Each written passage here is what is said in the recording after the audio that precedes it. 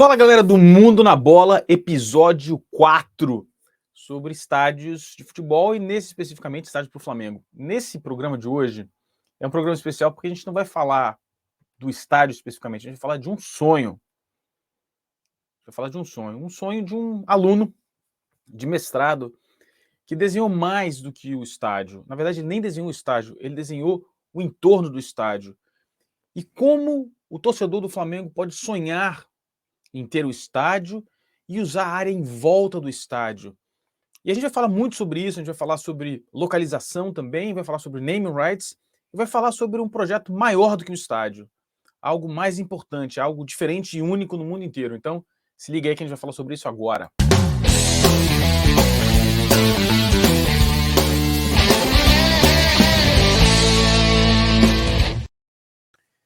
Então, meu nome é Fabrício Kika, eu sou arquiteto, sou paisagista também, e eu sou professor da Universidade de Vitória, em Wellington, na Nova Zelândia, e esse é um trabalho de mestrado de um aluno da Faculdade de Paisagismo.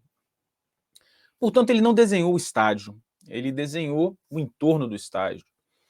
E isso é muito importante para o negócio. E antes da gente entrar nos detalhes, eu já até comentei no programa lá do Bernardo Ramos a respeito disso, mas antes de entrar nos detalhes do que ele imaginou, a gente precisa falar sobre o naming rights. Naming rights, que é o nome que se dá a essas novas arenas, né? O Palmeiras tem uma, o Corinthians tem outra, e por aí vai, internacionalmente muito conhecido. É uma receita muito importante para a viabilidade do negócio estádio.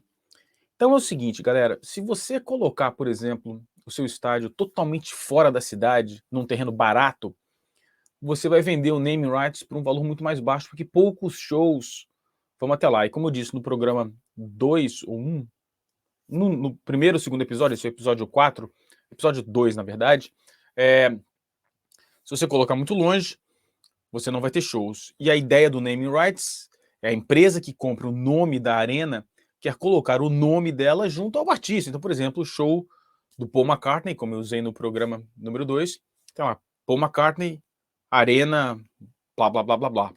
Então, a arena, a empresa que está comprando, meio que coloca o nome junto ao artista que vai fazer o show.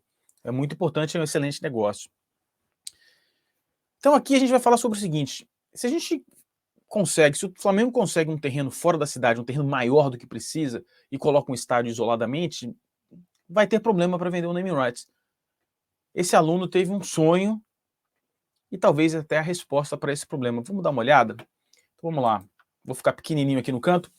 Essa aqui é a capa da tese de mestrado dele, o mais querido do Brasil. Branislav Tozic, ele é um aluno sérvio, aqui da Nova Zelândia. Aqui a capa da tese dele, algumas análises de alguns estádios que ele fez. E por que ele olhou, aqui você está vendo em vermelho, em volta dos estádios, né? O San Siro e por aí vai. Por que ele fez essa análise? Bom, essa análise foi feita para a gente entender um pouquinho mais do contexto desses estádios. Por exemplo, esse aí é famoso, todo mundo fala desse estádio, o torcedor do Flamengo enlouquece quando vê esse estádio. É uma referência internacional mesmo, é um estádio sensacional, eu estive lá 2 vezes. Signal Iduna Park, do Borussia Dortmund, na cidade de Dortmund, um pouco fora da cidade de Dortmund, não é ali no centro. E você vê, não tem nada, né? Tem várias estações de trem em volta, tem uma aqui, tem uma aqui. Tem uma aqui, agora vocês podem ver, né? Tem uma aqui desse lado. É bem servido de transporte público, um pouco fora do Düsseldorf. Dortmund não é uma cidade grande, é uma cidade pequena. Düsseldorf fica do lado ali, né? Enfim, é dentro do contexto urbano, mas não é no centro da cidade. E esse aqui também é um exemplo sul-americano, muito famoso, estádio barato, estádio Caldeirão, do Peñarol, campeão del ciclo. Mas aí tem uma questão importante, né? Fica muito fora da cidade. Então, o estádio está aqui, ó, totalmente fora da cidade. E, por exemplo, o Estádio Centenário está aqui, ó, muito, muito, muito fora da cidade. Isso aqui é, como vocês sabem, Montevidéu. E esse sonho desse aluno, ele tentou viabilizar naquele terreno que foi proposto ao Flamengo, o terreno de Manguinhos. Espero que vocês lembrem desse terreno, né? A gente sabia, na verdade a gente não sabia no começo, quando ele começou a tese, mas a gente soube no transcorrer da tese que esse terreno era um terreno inviável, mas serviu para o exercício, e é um exercício, porque o terreno a gente ainda não tem, não se sabe onde é, se fala lá na Barra, Centro Olímpico, enfim, várias opções. Lembrando, se você quer saber sobre a localização, a gente falou sobre a localização no episódio 1 e está aí na descrição. Então vamos lá, vamos ver o sonho do aluno e vocês vão entender aonde o aluno quis chegar. Vamos lá. O primeiro passo nesse sonho foi analisar o que está no terreno e o que poderia ser aproveitado no terreno. E no futuro, quando o Flamengo estiver adquirindo algum terreno, e eu espero que seja um terreno privado, não um terreno público, a gente fala sobre isso depois, que o Flamengo faça um levantamento de tudo que tem no terreno e o que pode ser aproveitado. Isso tem a ver também com sustentabilidade, enfim. E foi isso que ele fez. Ele fez um levantamento, o aluno conseguiu todas as plantas originais de tudo que estava no terreno, com suas respectivas alturas, materiais, etc. E fez um levantamento do que poderia ser utilizado. Aqui você tem algumas imagens, alguns desenhos dele, do que seria mantido.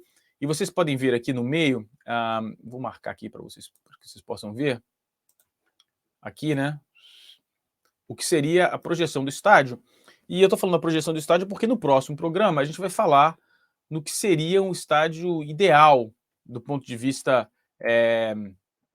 do negócio para o Flamengo. Então, fique ligado aqui, a gente vai falar sobre isso nos próximos programas. E aqui vamos falar do desenvolvimento do desenho dele, né? Do que ele fez.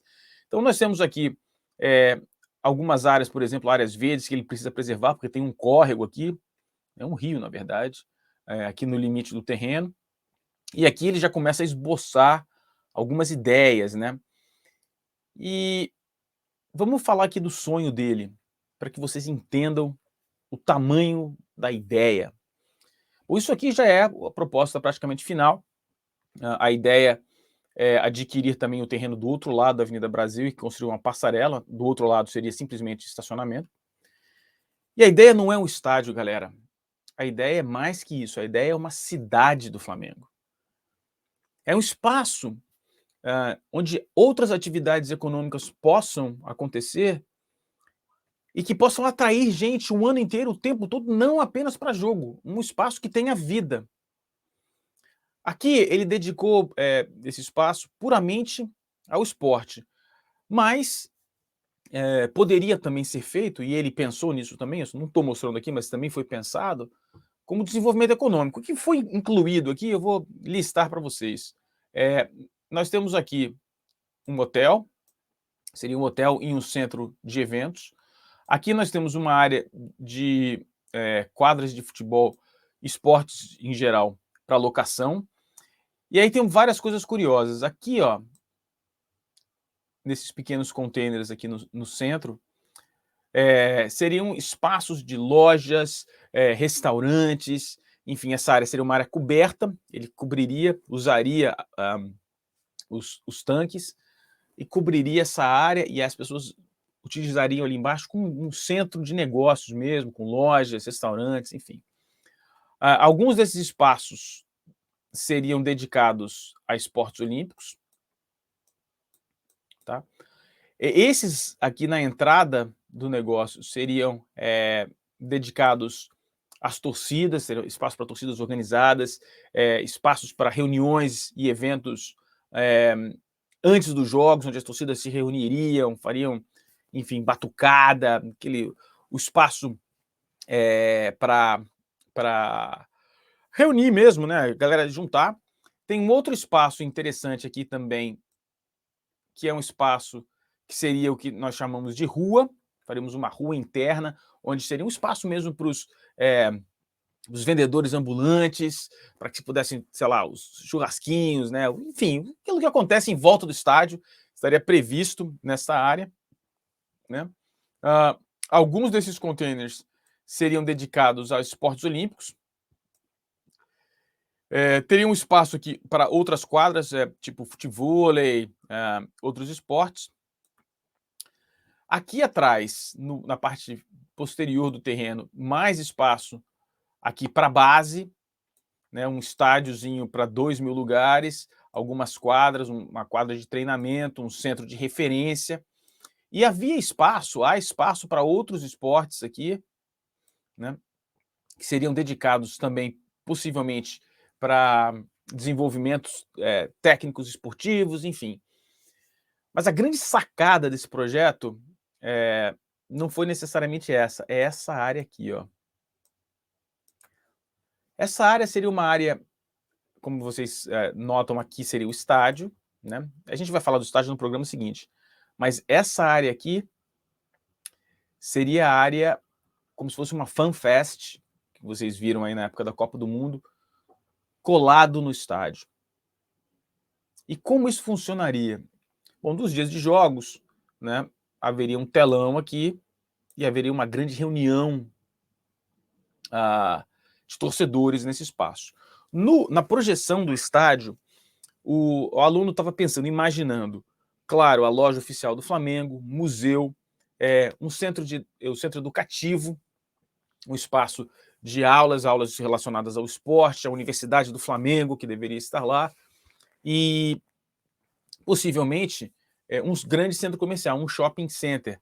Neste caso, na hipótese do shopping center, a gente teria uma projeção bem maior do estádio, e que não está previsto nesse desenho, é uma outra opção ainda dentro desse trabalho. E aqui atrás seria mantido essa área dessa FanFest. Imagine então que se construísse um estádio para 60.000 pessoas e um espaço atrás para mais 60.000 pessoas.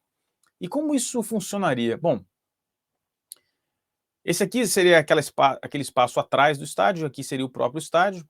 Como isso funcionaria, né? Vamos dar uma olhada. Aqui você teria a torcida, tem um desnível, o terreno sobe para o final. Aqui o telão, né? E aqui a torcida reunida. Mas o grande detalhe não é esse. O grande detalhe é isso aqui. A gente fez um corte, se vocês conseguem ver através aí do estádio. Você tem uma área que abre aqui, literalmente uma aba se levanta.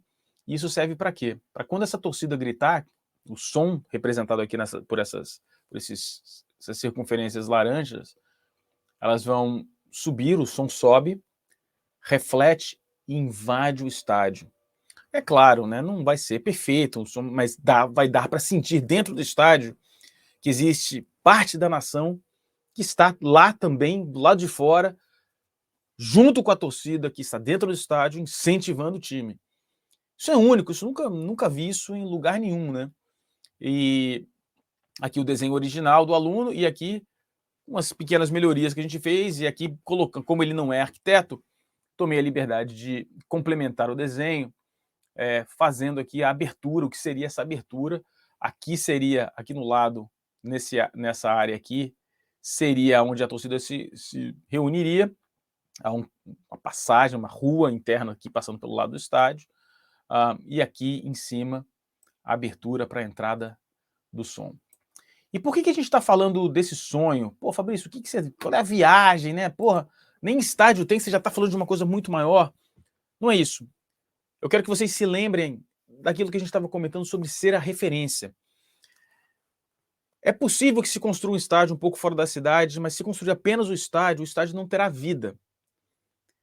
E você construindo algo que seja um pouco maior, e você traga pessoas, busque a comunidade, envolva a comunidade em volta, coloque em atividades diversas que não sejam simplesmente relacionadas com o estádio e o jogo, você pode estar criando, sim, um espaço que se torne referência.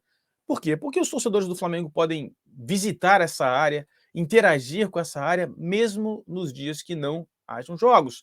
E, além do mais, isso pode trazer outras pessoas que não são flamenguistas, que não estão diretamente envolvidas com futebol, para outras atividades relacionadas com os esportes olímpicos, o hotel, um centro de eventos, área comercial. Tudo isso pode ser incluído. E se for bem pensado, você pode desenvolver uma pancada de negócios e ajudar a viabilizar não só o estádio em si, mas o negócio como um todo. E é por isso que é importante falar desses sonhos. É claro que isso é uma coisa muito longe, distante, mas não é impossível.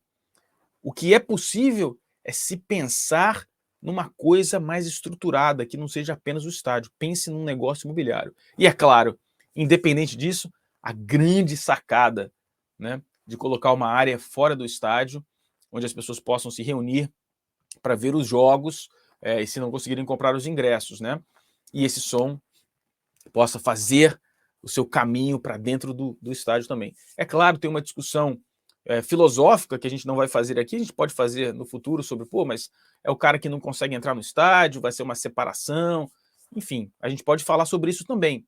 É importante que o estádio, dentro dele, tenha um espaço para as pessoas menos privilegiadas. Se não houver esse espaço para pessoas menos privilegiadas, aí sim fica ruim ter esse espaço lá de fora, porque você está determinando que as pessoas com menos recursos não possam entrar no estádio de jeito nenhum. Mas se houver um espaço, e tem que haver um espaço dentro do estádio para essa parcela da população, aí faz sentido sim, porque é muito difícil, quando o Flamengo está bem, comprar ingresso, né? A gente sabe, a gente viu aí nos últimos anos. Mas é isso aí, galera. Então fique ligado para o próximo episódio, o episódio número 5, e aí a gente vai mostrar o estádio mesmo, o que seria o estádio ideal, o que seria o caldeirão, né, com desenhos, plantas e tudo mais que você possa imaginar, versões atualizadas, não é aquela coisa que você já viu, não, é uma coisa melhorada. E a gente vai comentar os detalhes, antes de dizer tchau, né? A gente vai comentar os detalhes, a gente vai fazer uma coisa bem mais bacana do que aquilo que você já deve ter visto por aí. Um grande abraço, meu nome é Fabrício Kika aqui no Mundo da Bola. Não se esqueça, seu like, sua inscrição e o sininho de notificação. Um grande